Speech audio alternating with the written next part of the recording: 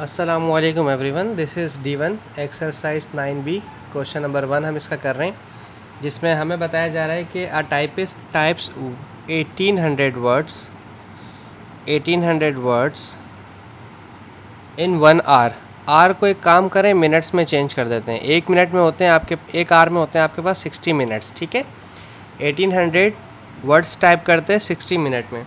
कहते हैं find the number of the words, यानी कि नंबर ऑफ़ वर्ड्स मालूम करने दैट शी कैन टाइप पर मिनट। पर मिनट मतलब 1 मिनट में। ठीक है, चूँकि अगर टाइम कम हो रहा है तो वर्ड्स भी कम हो जाएंगे, तो इनको करवाएंगे हम क्रॉस मल्टीप्लाई लाइक दिस। ठीक है, 60 मल्टीप्लाई बाय x और 1800 को 1 से मल्टीप्लाई करवाया तो 1800 हो जाएगा। ऐसे बेसिकली कुछ टीचर्स डायरेक्ट 60 को 1800 से मल्टीप्लाई करवाएंगे, वो तरीका भी ठीक है, बट आपको बेसिक्स कॉन्सेप्ट्स पता होने चाहिए कि क्या, क्यों और किस लिए डिवाइड होता है। ये 0 से कैंसिल, 6 3 ज़ा 18, 0 ज़ा 0। ठीक है, तो 1 मिनट में 30 वर्ड्स वो लेडी टाइपराइटर टाइप करेगी। ठीक है, अच्छा अब इसका पार्ट बी। इफ़ $120.99, ठीक है, कुछ डॉलर्स हैं, वो हैं $120.99 इस्तेमाल होते हैं। यूनिट ऑफ इलेक्ट्रिसिटी दी हुई है 654 यूनिट्स। ठीक है, ये इलेक्ट्रिसिटी बिल है कि अगर 654 यूनिट्स आपका आता है तो उसके नतीजे में आपके पास, ठीक है, उसके बदले में आपको इतने डॉलर्स पे करने होते हैं। क्लियर। अब पूछा जा रहा है कि cost of 1 unit of electricity, यानी कि 1 यूनिट ऑफ इलेक्ट्रिसिटी ये इससे मल्टीप्लाई होगा, 654x से मल्टीप्लाई होगा। इसका मतलब 120.99, 654 यहाँ x के साथ आता तो डायरेक्टली यहाँ पर नीचे लिख दिया जाता। अब इस क्वेश्चन में आपको ऑब्वियसली कैलकुलेटर की ज़रूरत पड़ेगी, क्योंकि इतनी बड़ी वैल्यू आपको मैनुअली करने के लिए तो नहीं देंगे वो। ठीक है, सो दिस इज़ 0.185। ठीक है, $0.185। ठीक है, 1 यूनिट की, 1 यूनिट कॉस्ट इलेक्ट्रिसिटी की है आप 0.185। ठीक है, इसका पार्ट सी देख लेते हैं। अच्छा,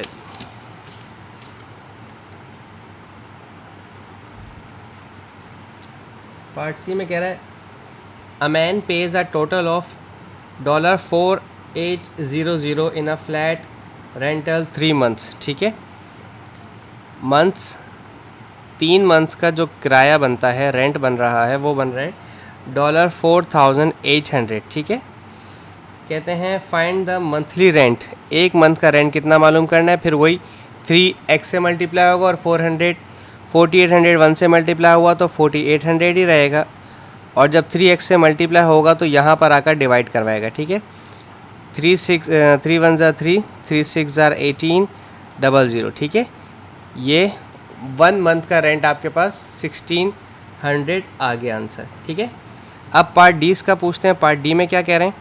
पार्ट डी में कह रहा है if the mass of a metal bar by which 3.24 metre long is 15 kg, यानी कि आपके पास मास दिया हुआ है जो कि kg में है, और ये 15 है, और लेंथ दी हुई है जो कि मीटर में है, और ये गिवन है 3.25 मीटर। और पूछते हैं फाइंड इट्स मास पर मीटर। पर मीटर का मतलब होता है 1 मीटर। अगेन फिर वही सिचुएशन आपके पास, ये 15 इस 1 के साथ मल्टीप्लाई होगा तो 15 1 ज़ा 15, और ये 3.25 इस x से जब मल्टीप्लाई होगा तो यहाँ पर आकर डिवाइड करवाएगा। इसे भी आप कैलकुलेटर से कर सकते हैं, बट अगर पॉइंट के बाद 2 ज़ीरोज़ हैं या पॉइंट के बाद 2 डिजिट्स हैं तो ऊपर 2 ज़ीरोज़ बढ़ जाएंगे, ऊपर होते हैं तो नीचे बढ़ जाते हैं, नीचे हैं तो ऊपर बढ़ जाता है डेसिमल। ठीक है, अब अगर आप इसे रिड्यूस करना चाहते हैं 5 की टेबल से तो भी हो सकता है, और अगर आप इसे with the help of calculator करना चाहते हैं तो वैसे भी हो जाएगा।